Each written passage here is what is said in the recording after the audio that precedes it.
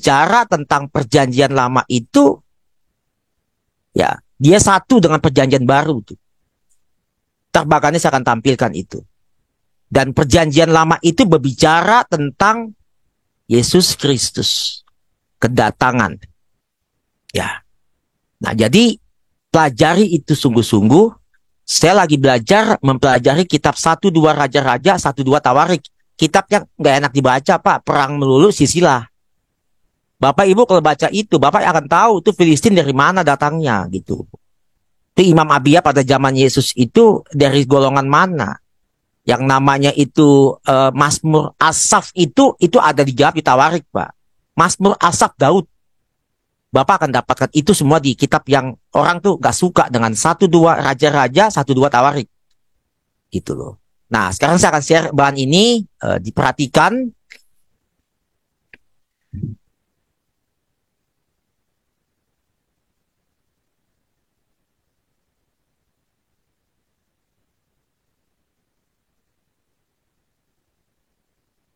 Sudah kelihatan, Pak? Sudah, Pak. Sudah, ya. Ini bersyukur ya, saya bertemu dengan orang yang selalu bisa Tuhan pakai untuk kita berkolaborasi. Saya dipertemukan dalam 1 minggu ini dengan seseorang yang inisialnya tidak mau disebut, Pak. Ini ditulis atau dibuat bersama-sama kami oleh inisialnya itu SP. Dan saya sendiri gitu. Ini akan saya perbarui lagi nanti. Ya, jadi ini masih mentah 70% ya, begitu. Nah, apa yang saya mau sampaikan di sini yaitu kitab perjanjian lama ini dan penggenapannya di dalam Yesus di dalam perjanjian baru. Nah, kalau Bapak Ibu lihat pada saat ini,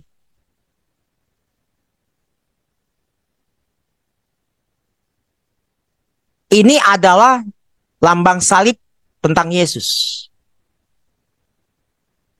Kita tidak mungkin sampai ke sini kalau tidak ada dari sini, Pak. Betul ya?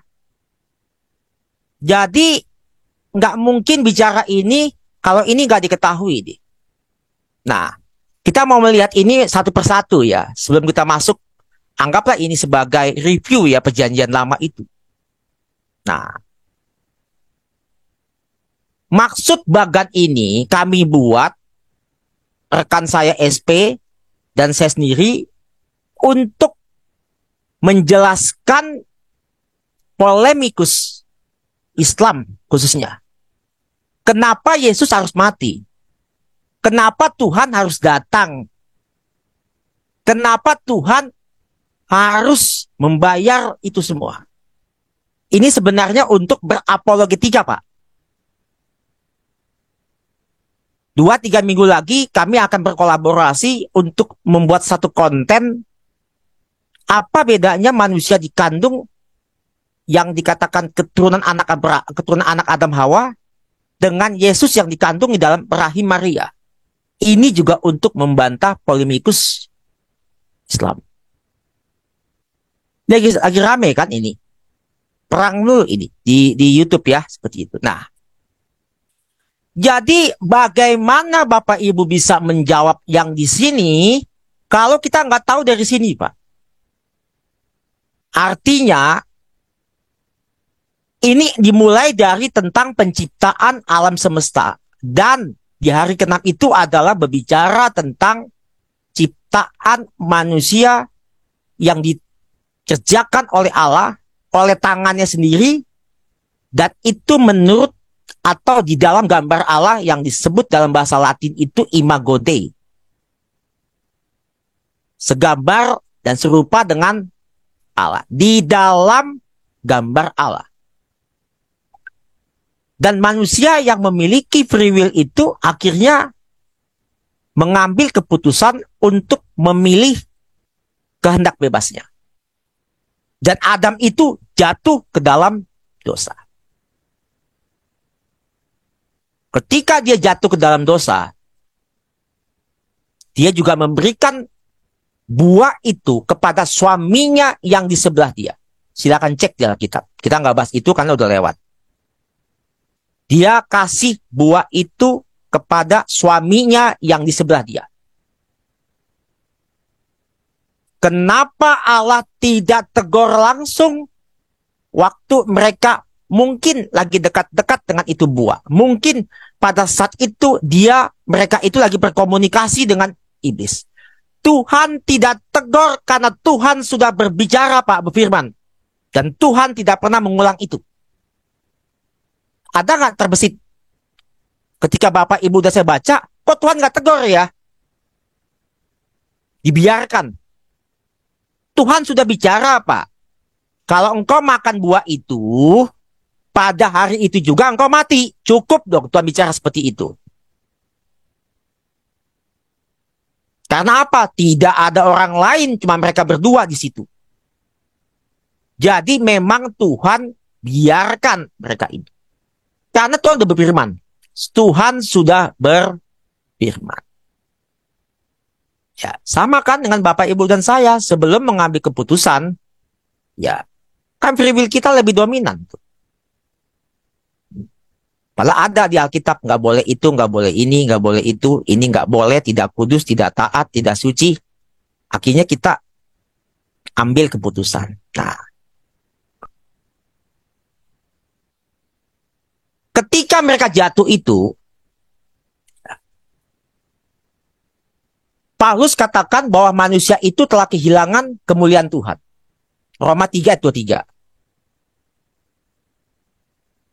Artinya manusia itu memang pada awal kali itu diciptakan di dalam unsur kekekalan. Kalau Bapak Ibu lihat beberapa waktu lalu ya, apologet baru Elia Miron juga berkata demikian. Apologet baru tuh, 19-20 tahun. Di dalam unsur kekekalan. Itu anak luar biasa ya, 20 tahun tapi pengetahuannya udah doktor itu. Baca bukunya ampun-ampun deh itu. Ya. Jadi jatuhlah manusia pertama ini. Nah, ketika jatuh manusia pertama ini, kita masuk ya. Saya hanya ambil beberapa tokoh. Ini ada zaman Nuh. Ada Sem, Ham, Yafet. Ada Abraham. Ada Ishak. Ada Yakub. Ada Yusuf, Pak. Nah, saya nggak ambil semua, hanya ambil tokoh-tokoh ini. Yang notabene mereka semua adalah patriark. Apa itu patriark? Bapak-bapak leluhur bangsa Israel. Nah, jadi ketika mereka ini jatuh, ya, tokoh-tokoh ini memiliki perjanjian dengan Tuhan, Pak. Perjanjian dengan Nuh ada. Tuhan dengan Nuh itu ada. Salah satunya adalah Tuhan berfirman lagi, beranak cuculah dan penuhilah bumi. Karena apa? Tinggal 8 orang, Pak. Jadi harus beranak cucu lagi. Ya. Dan itu dilanjutkan juga Sem, Ham, Yafet, anak-anak Nuh. Sampailah ya di zaman Abraham ini, Pak. Di zaman Abraham itu pertama kali Tuhan mengadakan perjanjian dengan Abraham, tandanya sunat. Ya. Jadi sebelum zaman Abraham, Sem, Ham, Yafet, Nuh tidak disunat, Pak. Perhatikan ini dengan baik. Jadi di zaman Abraham itulah tanda perjanjian itu, anak laki-laki dikitan. Ya. Jadi ini berlaku. Sampai mana? Sampai ke depan nih. Zaman Yesus nih, Pak. Perhatikan ya. Sunat ini berlaku sampai zaman Yesus, Pak. Makanya Ishak disunat, Yakub disunat, Yusuf, Musa, sampai zaman Yesus, Yesus pun disunat, Pak. Pada hari keberapa? hari ke-8. Nah, perjanjian itu pun juga dilanjutkan dengan Ishak, Yakub, dan Yusuf. Dan kita tahu bahwa kedua orang ini adalah bapak leluhur juga, ya, Ishak dan Yakub itu. Nah, di sini mereka hidup dengan satu korban penghapusan dosa itu melalui binatang. Ini ada ayatnya, Imamat 17 ayat 11, Ibrani 9 ayat 22. Di zaman ini. Dan kalau tadi di zaman Abraham itu, sunat itu sudah diberlakukan, kita lihat nih, zaman Musa nih, ya. Ini sampai Musa ini ada dua bagian, Pak. Yang pertama yang hitam ini, dan yang kedua yang merah ini. Yang hitam ini yang apa? Yang hitam ini Musa ini sebelum menerima hukum Taurat. Dan yang kedua ini Musa di Gunung Sinai, hukum Taurat diberikan pada waktu usia dia 80 tahun. Ya. Nah, kita tahu pada zaman Musa itu, Bapak Ibu ada yang kenal istilah pengantin darah nggak?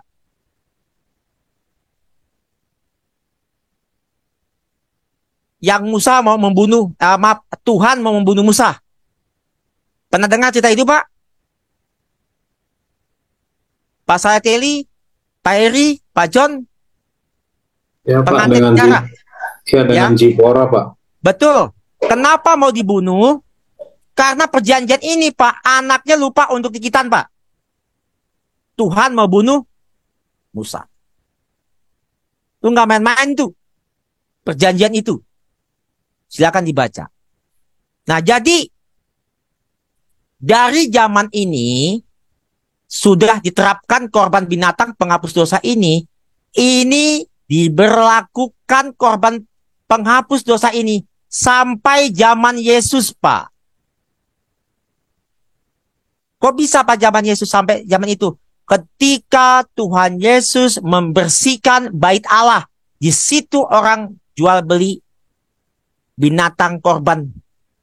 Sampai zaman itu diberlakukan, Pak. Nah, kita lanjut ya. Berarti di zaman ini sampai zaman ini ya, Pak, Musa ini di Gunung Sinai ini, hukum Taurat ini berlaku hukum moral. Ini yang biru ini. Jadi dari Adam sampai kepada Musa, sebelum menerima hukum Taurat, yang berlaku itu adalah hukum kontrak alami atau hukum moral yang ditetapkan Tuhan kepada manusia. Hukum Taurat itu baru turun di sini. Berarti ini hukum moral, Pak. Apa aja tuh hukum moral? Kejadian 2 ayat 1 sampai 27, relasi manusia dengan Tuhan dan tujuannya dalam menciptakan manusia, menggambarkan tentang batas-batas moral yang dijunjung tinggi, izin dan larangan. Ya, Kejadian 4 ayat 67, kesadaran tentang perbedaan baik dan jahat dan lain-lain itu. Bahkan mabuk ada di sini juga nih. Ya, Kain membunuh Habel, Abraham Sarah Hagar, yang ditolak bukan Abraham, melainkan Ismail. Ini hukum moral semua ada di sini. Nah, sekarang kita masuk di zaman Musa ini. Dari zaman Musa ini sampai dengan zaman Yesus ini sudah berlaku zaman hukum Taurat. Dari Musa zaman Yesus ini sebelum disalibkan, hukum Taurat itu sudah berlaku. Salah satunya apa? Ya, tidak makan unta dan babi, binatang berkuku belah. Itu berlaku tuh dari zamannya Musa, hukum Taurat itu sampai dengan zaman Yesus. Hukum sunat pun juga masih berlaku. Nah, sekarang kita juga mau melihat ya, dari zaman Yesus dari lahir sampai dia mati, Yesus ada di sini. Ini zaman Yesus, Pak. Ya, Yesus mati di salib. Untuk apa dia mati itu disalib? Ya, untuk menggantikan korban-korban ini nih, korban binatang ini, Pak. Korban binatang penghapus dosa ini. Yang setiap tahun itu imam besar Harun itu harus masuk. mempersembahkan binatang, dan ini semuanya bersifat sementara, Pak. Ya. Dan Tuhan ya juga genapi hukum Taurat itu, hukum moral ini. Ya. Sudah Tuhan tanggung di atas kayu salib. Di mana cerita itu? Ketika Tuhan di dalam kalimat yang ketujuh di atas tiang salib itu, dia berkata, finish atau tetelestai itu. Dia sudah menggenapi hukum moral ini dan hukum penghapusan dosa lewat binatang ini. Berarti, ya, Yesus ini sudah menggenapi di dalam Matius 5:17. Hanya Yesus yang bisa. Kenapa? Mereka ini tidak sempurna, Pak. Binatang itu kalau Bapak Ibu perhatikan, binatang yang dikorbankan itu harus binatang yang tambun, tidak boleh cacat, apalagi maaf ya, ada yang kakinya pengkor atau mungkin cacat sakit itu nggak bisa. Makanya harus ada manusia yang sempurna, tetapi harus dia juga adalah pribadi ilahi, yaitu Allah di dalam manusia Yesus yang memiliki dui natur, the fully God and the fully man, sepenuhnya Allah sejati dan manusia sejati. Jadi Tuhan sudah genapi hukum moral ini dan hukum Taurat ini. Ini semua sudah selesai sampai zaman Yesus pada saat dia mati di salib di usia 33,5 tahun. Nah, dari zaman Yesus sampai zaman ini, ya, Yesus menyelesaikan hukum Taurat dan konteks korban penebusan dan perjanjian sunat. Jadi, zaman Yesus 2000 tahun yang lalu sampai sekarang dan yang akan datang itu di dalam zaman kasih karunia. Setelah Yesus mati, bangkit, hukum baru diberikan, namanya hukum kasih. Inilah gambaran singkat, ya, rekan saya SP dan saya sendiri untuk membuat bagan ini, walaupun bagan ini belum sempurna. Jadi kalau Bapak menjelaskan kenapa dia harus datang, kenapa dia harus mati, paling tidak gambaran ini membuka pikiran kita untuk kita paham. Oh, dia datang karena ada peristiwa ini. Ada peristiwa ini. Ada peristiwa ini. Hukumnya seperti ini. Ada peristiwa ini. Hukumnya seperti ini. Ini semua sementara, Pak. Karena dilakukan oleh manusia yang memang tidak sempurna. Dan harus misi itu dituntaskan oleh Yesus. Sebagai ganti, ya, atau menyelesaikan hukum Taurat dan konteks korban penebusan dan perjanjian sunat. Makanya dia harus datang, tepat dia harus datang, dia harus tuntaskan misi itu, dan semuanya sudah selesai ketika dia katakan finish. Kita nggak lagi mengikuti zaman ini. Dan sekarang kita memasuki zaman kasih karunia. Ya, demikian bagan penjelasan saya ini tentang mereview kembali perjanjian lama yang berhubungan dengan Yesus Kristus. Jadi betapa penting ya buat kita, buat Bapak, Ibu, dan saya, bahwa perjanjian lama itu jelas sekali di situ bahwa memang Allah sudah merencanakan untuk menyelamatkan umat manusia itu. Ya, untuk menyelamatkan umat manusia itu.